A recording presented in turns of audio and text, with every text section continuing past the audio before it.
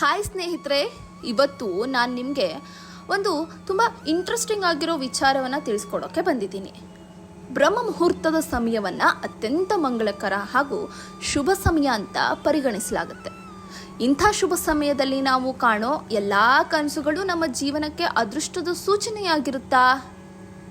ಹಾಗಿದ್ರೆ ಅಂಥ ಕನಸುಗಳು ಜೀವನವನ್ನು ಬದಲಾಯಿಸಿಬಿಡುತ್ತಾ? ಯಾವ ರೀತಿ ಕನಸು ಬಿದ್ದರೆ ನಮಗೆ ಅದೃಷ್ಟ ಖುಲಾಯಿಸೋದು? ಈ ರೀತಿ ನಾವು ರಾತ್ರಿ ಮಲಗಿದಾಗ ಕಾಣುವಂತಹ ಕನಸುಗಳ ಬಗ್ಗೆ, ಅದರಲ್ಲೂ ಬೆಳಗಿನ ಜಾವ ಬ್ರಹ್ಮ ಮುಹೂರ್ತದಲ್ಲಿ ಬೀಳುವಂತಹ ಕನಸುಗಳ ಬಗ್ಗೆ ಒಂದಷ್ಟು ಮಾಹಿತಿಯನ್ನು ಈ ವಿಡಿಯೋದಲ್ಲಿ ತಿಳಿಸ್ಕೊಡ್ತಾ ಹೋಗ್ತೀನಿ. ಸ್ವಪ್ನಶಾಸ್ತ್ರದ ಪ್ರಕಾರ ನಾವು ನಿದ್ದೆ ಮಾಡುವಾಗ ನಮಗೆ ಬಿದ್ದ ಕನಸುಗಳು ನಮಗೆ ಒಂದಲ್ಲ ಒಂದು ರೀತಿ ಯಾವುದೋ ಸೂಚನೆಯನ್ನು ಕೊಟ್ಟೇ ಕೊಡ್ತವೆ. ಈ ಕನಸುಗಳು ಕೆಲವೊಮ್ಮೆ ಶುಭ ಸೂಚನೆಯನ್ನು ಕೊಡ್ಬೋದು ಮತ್ತು ಕೆಲವೊಮ್ಮೆ ಅಶುಭ ಸೂಚನೆಯನ್ನು ಕೊಡ್ಬೋದು. ಅಲ್ಲದೆ ನಮ್ಮ ಹಿರಿಯರು ಹೇಳಿದಂತೆ ಮುಂಜಾನೆ ಬ್ರಹ್ಮ ಮುಹೂರ್ತದಲ್ಲಿ ಕಾಣುವಂತಹ ಕನಸುಗಳು ನಿಜವಾಗೂ ನಮ್ಮ ಜೀವನದಲ್ಲಿ ನಡೆಯುತ್ತೆ ಅಂತ ಹೇಳಲಾಗುತ್ತೆ. ಹಾಗಾಗಿ ಇದಕ್ಕೆ ಸಂಬಂಧಿಸಿದಂತಹ ಕೆಲವು ಚಮತ್ಕಾರಿ ಅಂಶಗಳು ನಾನು ಇವಾಗ ನಿಮಗೆ ಹೇಳ್ತಾ ಹೋಗ್ತೀನಿ. ಗೆಳೆಯರೇ, ನೀವು ಮಲಗಿದ್ದಾಗ ಒಂದು ವೇಳೆ ಅದರಲ್ಲೂ ಬ್ರಹ್ಮ ಮುಹೂರ್ತದ ಸಮಯದಲ್ಲಿ ಅಂದರೆ ಬೆಳಗಿನ ಜಾವ ನಿಮ್ಮ ಕನಸಲ್ಲಿ ಏನಾದರೂ ನೀರಿನ ಮಡಿಕೆ ನೋಡಿದ್ರೆ ಅದನ್ನು ಅತ್ಯಂತ ಶುಭವಾದಂತಹ ಕನಸು ಅಂತ ಸ್ವಪ್ನಶಾಸ್ತ್ರದಲ್ಲಿ ಹೇಳಲಾಗುತ್ತೆ. ಈ ಕನಸು ನಿಮಗೆ ಬಿದ್ದರೆ ನಿಮ್ಮ ಮುಂದಿನ ಜೀವನದಲ್ಲಿ ನೀವು ಹಣಕ್ಕೆ ಸಂಬಂಧಿಸಿದಂತೆ ತುಂಬ ಒಳ್ಳೆಯ ಸುದ್ದಿಗಳನ್ನು ಪಡಿತೀರಿ. ಇದು ನೀರಿನ ಮಡಿಕೆ ನಿಮಗೆ ನೀಡುವಂಥ ಸೂಚನೆ.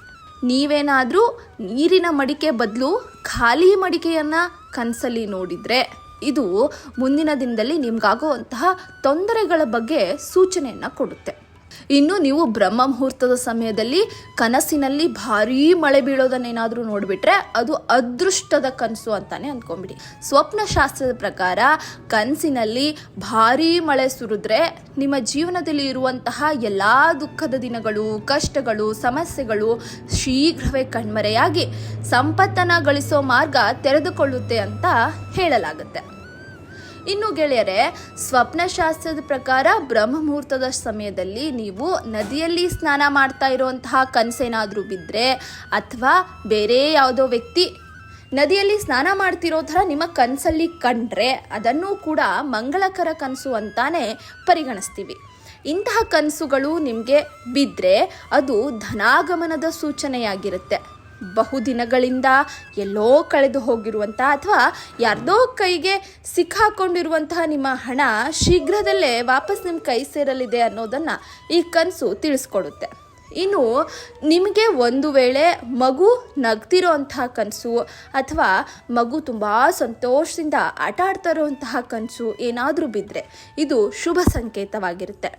ಈ ಕನಸು ದೇವರು ನಿಮ್ಮ ಬಗ್ಗೆ ಸಂತೋಷವಾಗಿದ್ದಾನೆ, ಶೀಘ್ರದಲ್ಲೇ ನಿಮ್ಮ ಜೀವನದಲ್ಲಿ ಸಂತೋಷವನ್ನು ತರ್ತಾನೆ, ಈ ರೀತಿಯ ಸೂಚನೆಗಳನ್ನು ಕೊಡುತ್ತೆ. ಇದಲ್ಲದೆ ಹಣ ಗಳಿಸುವ ಹೊಸ ಮಾರ್ಗಗಳು ಸಹ ತೆರೆದುಕೊಳ್ಳಲಿವೆ ಅನ್ನೋದನ್ನು ಈ ಕನಸು ಸೂಚಿಸುತ್ತೆ. ನಿಮಗೆ ಧಾನ್ಯಗಳ ರಾಶಿ ಗುಂಪನ್ನು ನೋಡಿದಂಥ ಕನಸೇನಾದರೂ ಬಿದ್ದರೆ ಅದನ್ನು ಮಂಗಳಕರ ಅಂತ ಹೇಳುತ್ತೆ ಸ್ವಪ್ನಶಾಸ್ತ್ರ. ಈ ಕನಸು ಮುಂದೊಂದು ದಿನ ನೀವು ದೊಡ್ಡ ಮಟ್ಟದ ಆರ್ಥಿಕ ಲಾಭವನ್ನು ಪಡೆದುಕೊಳ್ತೀರಿ ಅನ್ನೋದರ ಸೂಚನೆ ಆಗಿರುತ್ತೆ. ಈ ರೀತಿಯಾದ ಕನಸುಗಳು ಬಿದ್ದಾಗ ನಮಗೆ ಅದೃಷ್ಟ ಕೂಡ ಒಲಿದು ಬರುತ್ತೆ. ಗೆಳೆಯರೆ, ಈ ರೀತಿ ಅನೇಕ ಕನಸುಗಳು ನಮ್ಮ ಜೀವನದಲ್ಲಿ ಬರುವಂಥ ಶುಭ ಗಳಿಕೆಯ ಬಗ್ಗೆ ಸೂಚನೆಯನ್ನು ನೀಡ್ತಾ ಹೋಗುತ್ತೆ.